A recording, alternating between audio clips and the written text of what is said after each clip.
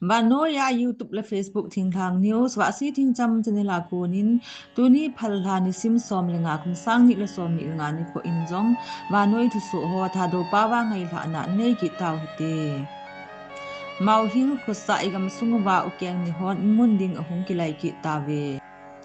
Manipur government atha kisim do kit masanga political settlement na na dinga ke ja si in ye na nei achil sa Thursday ni kho chun Chanpur DC in pi akuki zo council thaleng delegation lamkai bemin BJP general secretary organization BL Santo chule national spokesperson Sambit Petrato khom na anani uve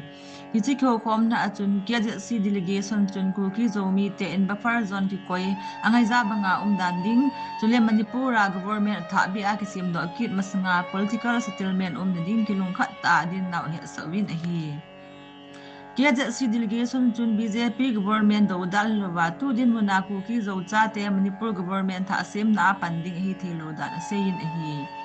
Manipur government tha sim do ndinga hi BJP center lamkai hon ku kite apan diule atosot diu angai cha no hi Kangpu office a mahung gama chawang kining ko isat utu a gaming a hin ne beki ta u kangui khu pi le haijang ki ka in sang khat agon ki nu anga sa ding koi ma umlo Yei kong pau hai yang le cycle ki ka a khudang khat agon ki nu machal jing koi ma anga sa ding umlo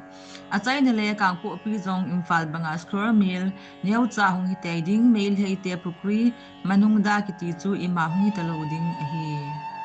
Tuni India Pumpia Children's Day kimang Bihar election ki phone a BJP in gol zone ne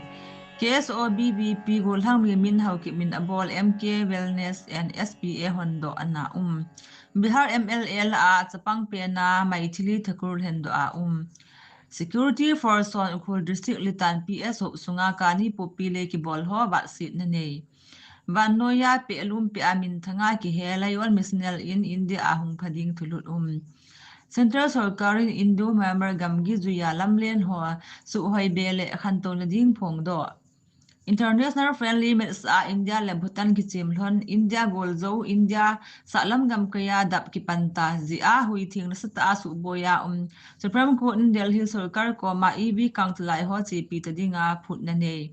ukeng nehon kangpo bi district ma hung hosa mun di hung ki vet no thulut ki za India Air Force on Chennai muna season training a bol na wa to sit na to pilot pa hoi do a Chan zui tu la ting la news ngayu mun na wa si ting cham channel news ngai do se na bon za bin mang pha